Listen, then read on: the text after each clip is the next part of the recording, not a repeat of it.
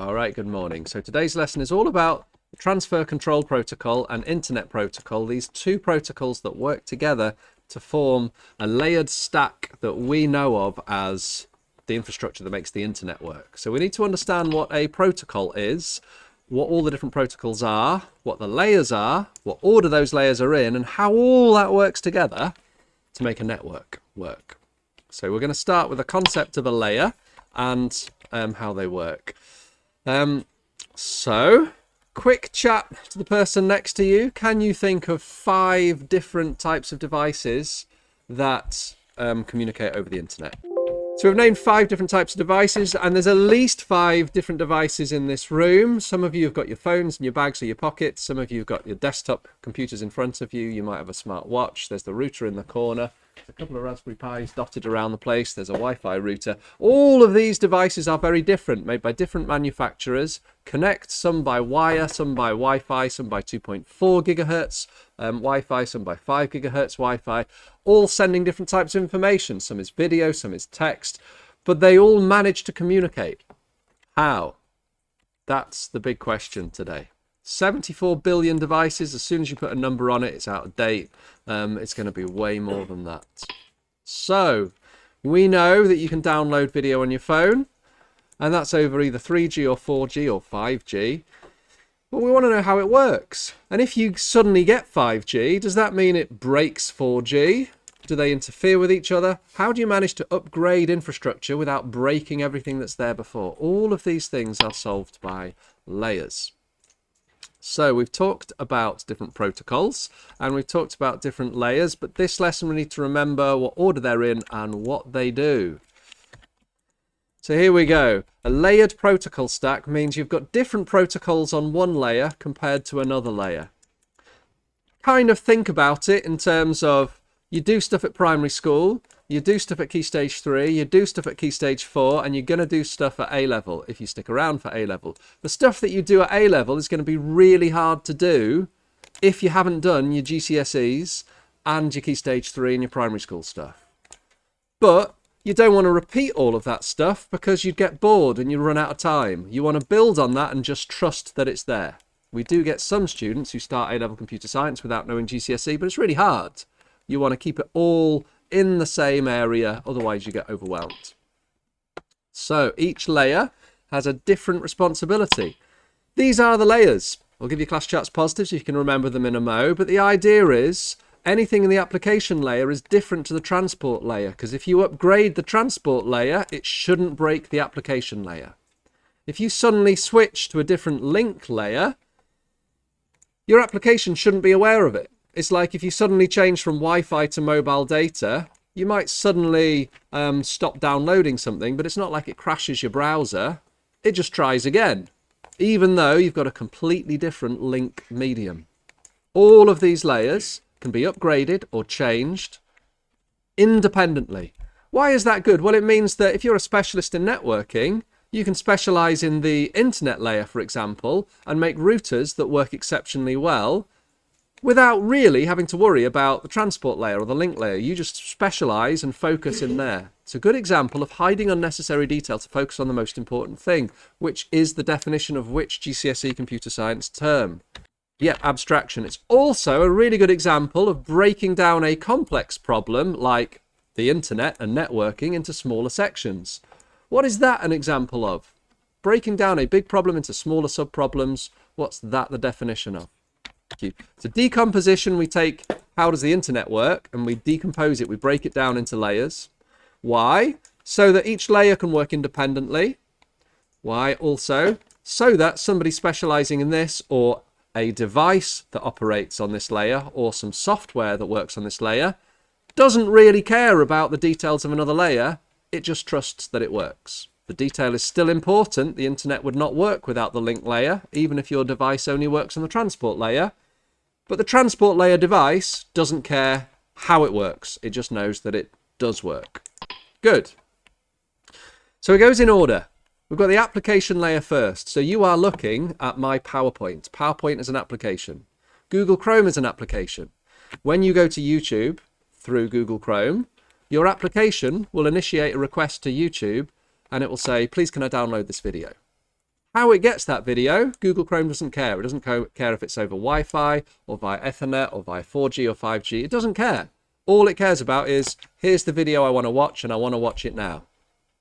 Then on the transport layer, TCP, Transfer Control Protocol, it will send the request, and it will send that request in different packets. And when the request comes back, the video is going to be split up into lots of packets, and TCP will have to reassemble them back into just one file before it passes it back to Google Chrome on the application layer. And Google Chrome doesn't know that it's been split up into packets. It doesn't care. It just sees the whole file. However, the transport layer, once it's split it up into packets, it needs to send those packets to the right place. So it needs to know who it's sending it from and where it's going to and how it gets there. So we need some kind of routing layer, some internet layer. And that's all about how do you get it from one place over the internet to the other place of the internet. It doesn't care about the packets really at this point. It doesn't care which number packet it is in the sequence. It's just looking at individual packets. It doesn't care that it's the end of the video rather than the beginning of the video. It just knows it's from this IP address and it's going to that IP address. So let's follow it through. I ask for YouTube. YouTube sends a request on a particular protocol like HTTP or HTTPS. That request gets put into a packet. The packet gets routed across the internet. And it gets sent via Wi-Fi or via Ethernet or via 4G or whatever. It gets received via Ethernet or Wi-Fi or 4G or whatever. It gets routed to its destination. All the different packets get reassembled. And the server then receives the HTTPS request and responds and says, here's the video. The video gets split up into packets. The packets get routed across the internet and sent via radio signals or electrical signals or microwave signals or whatever, doesn't matter. Those signals are received, routed across the internet, reassembled into single files or single bits of data rather than separate packets. And then YouTube, the application, or Google Chrome, has got the video that it requires. That's the 4-layer model that we learn about at GCSE. In the real world, we probably split it up into 7 layers. So if you see a 7-layer model, then that's what people care about in the real world. But for your GCSE, it's always this. ATIL, A-T-I-L, Application Transport Internet Link. So the top layer is application. You remember A. T for ATIL, transport. I for internet. Just got to remember it. You'll understand it too, but you must remember it. The order is important. And then link. So the highest level of abstraction is application. The lowest level of abstraction is link. What does that mean? It means link, we're interested in the actual physical details. How long are we switching on electricity for? Are we sending zeros or ones? Are we sending light or radio signals? Are we switching things on or off? We step away from that level of detail on the internet layer. And here we're interested in who's it going to and where's it coming from? How do we get it from one place to another? We're using the routers that we looked at last P lesson. So we're looking up the routing tables on the routers to say, do I go down this direction or this direction to get to the right place? Then, stepping up the next level of abstraction is the transport layer. Here, we don't care how to get somewhere. We trust that it gets somewhere, but we're interested in separating data into separate packets or reassembling separate packets into single files, and detecting when one packet gets lost and requesting it again, and checking that data is valid, using that checksum to work out has anything been corrupted. And on the application level, you really don't care about where it's been or how it got to where you get to. And you don't care about the fact that it was in packets. You just trust that you've got everything that you need because the other layers have taken care of it. The application is, well, what do you want? What have you got? What do I do with it? Is it an image? Is it a file? What is it? So let's give examples of protocols. HTTP, HTTPS, Hypertext Transfer Protocol, Hypertext Transfer Protocol Secure, all to do with downloading web resources like web pages and images. Or POP3, IMAP, or SMTP? These three are all to do with email. We've got one for sending mail, SMTP. Think of sending. It's actually standing for Simple Mail Transfer Protocol, but I think of the S as sending. And then two for receiving emails. One where it stays on the web server so you can access it from any computer, and one where it downloads it off the web server onto your computer. Post Office Protocol or Internet Messaging something protocol. I don't think you need to remember what they stand for. You just need to know what they do. And there are other ones like FTP, File Transfer Protocol, or SFTP, Secure File Transfer Protocol. And what are the other ones that you need to be aware of? I think those are probably the only ones. This is an application that runs on your phone or your web server or on your computer that is in charge of this. The user initiates it, the application sends the request. The server responds to the request, all on the application layer. Transport, there's only two protocols you need to be aware of. They are the Transfer Control Protocol, the main one that we need to be aware of for the internet, or UDP. I can't remember what it stands for. I think it's User Datagram Protocol.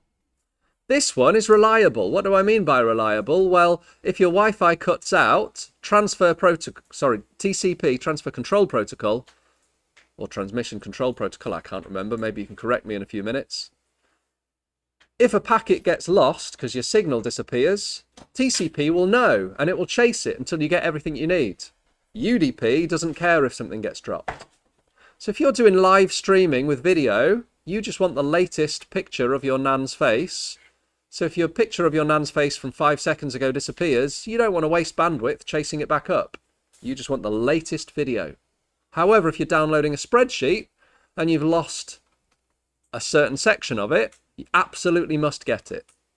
So TCP is reliable, UDP is faster. Internet protocol, surprisingly enough, is on the internet layer. We talk about IP addresses, internet protocol addresses, something like 192.168.0.1. That's an IPv4 address, limited number of them available. There's also IPv6 addresses that uses more bits because there's more different options. But the whole point means you look at the IP address from where it's from and where it's going to work out how to get from one place on the internet to the other. And then on the link layer, this is where we care about, is it electricity? Is it light? Is it radio? Is it microwave signals? Is it people throwing tennis balls at each other? We don't really care. Unless we're on the link layer, when it really does matter. So this would be Ethernet for a wire, as in 100 megabits, 10 megabits, a gigabit per second Ethernet. Or Wi-Fi, 802.11a, 802.11b, 802.11c, 2.4 gigahertz, 5 gigahertz. Your application doesn't care how fast your Wi-Fi is. It's only the Wi-Fi router or the network card that operates at the link layer that really cares about the exact Wi-Fi protocol. What else have we got? You might have Bluetooth. So you need to be able to remember different protocols that happen on each layer. So if we go back, I'm going to give you your screens in a mo. We'll watch the video. I'll cast it as a window. We'll watch the first 3 minutes, and we're going to talk about why layers are essential. So I'm not going to include the video in the... I'm not going to put the video in the video. You can watch that in your own time if you're catching up at home. We're only going to watch the first 3 minutes. So when you get onto activity 2, there are different layer models on the internet. Make sure if you search for it that you get the right one. We're interested in ATIL, A-T-I-L. So draw it with text boxes or get a picture that says it. Just pop some shapes on. If it was me, I'd just do it in Word. So insert shapes, grab a blob and write application. Hold down Control and Shift. Double click, you get the idea. And when you've got all of those... Ooh, you can spell internet better than I can. And link. You can select them all with Shift and click and hold down Control and Shift So you got 2 copies. Why have we got 2 copies? Because one computer has applications running which initiate requests, forwards it on to the operating system, which has like a networking stack built into it, which will split up your requests into packets. All of those packets will then be distributed to the right place, sent via Wi-Fi or Ethernet or whatever you've got, received, routed to the right place, reassembled from packets, responded to, the response split up into packets, the response packets routed across the internet, sent via bursts of electricity or radio waves or light or whatever, received as those bursts of radio waves or light or whatever, routed across the internet, forwarded on to the next device, reassembled from packets into the original data, and passed on to your browser. And it keeps going forever and ever and ever, operating on these layers. And then before the end of the lesson, when you've finished your Word document, you've saved your Word document, you've closed your Word document, we're going to submit it to half term 7. Where is it? Here we go. Half term 7 networks 2. But we've still got plenty of time before the end of the lesson.